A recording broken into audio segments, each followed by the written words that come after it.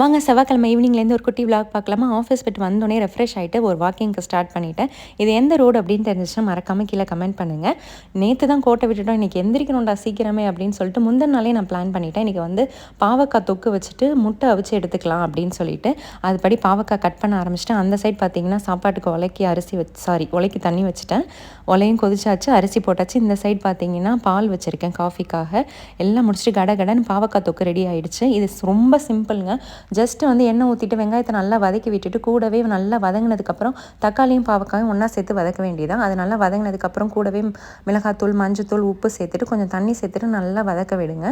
இது தக்காளி கொஞ்சம் புளிப்பில்லை, அதனால் கடைசியாக கொஞ்சம் புளி தண்ணி சேர்த்துருக்கேன். உங்களுக்கு தக்காளி நல்லா புளிப்பாக இருந்துச்சு அப்படின்னா நல்லா சுருள வதங்கி எடுத்தீங்க அப்படின்னா சூப்பராக இருக்கும்.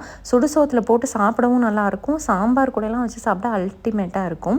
இன்றைக்கி ஆஃபீஸில் பார்த்திங்கன்னா எனக்கு ஒரு ட்ரைனிங் செஷன் இருக்குது. எனக்கு ஸ்கூல் படிக்கிற காலத்துலேருந்தே பார்த்திங்கன்னா ட்ரைனிங் கொடுக்குறது, ப்ரெசன்டேஷன் பண்ணுறது, காலேஜ்லலாம் பார்த்திங்கன்னா செமினார் எப்படா நமக்கு கொடுப்பாங்க சான்ஸ் அப்படின்னு வெயிட் பண்ணிகிட்ருப்பேன். ஒரு கான்செப்டை நம்ம அண்டர்ஸ்டாண்ட் பண்ணிக்கிட்டோம் அப்படின்னா நமக்கு ப்ரெசென்ட் பண்ணுறது ரொம்ப ஈஸியாக இருக்கும். ஸோ நம்ம என்ன டவுட் கேட்டாலும் நம்மளால் வந்து அதை கிளாரிஃபை பண்ணுற அளவுக்கு நம்ம தெளிவாக இருந்துக்கிட்டோம் அப்படின்னா ரொம்பவே ஈஸியாக இருக்கும். யாருக்கெல்லாம் இந்த மாதிரி செமினார் ட்ரைனிங்லாம் ரொம்ப பிடிக்கும் அப்படிங்கிறத மறக்காமல் கீழே கமெண்ட் பண்ணுங்கள். இன்றைக்கி அப்படி தான் ஒரு நாள்.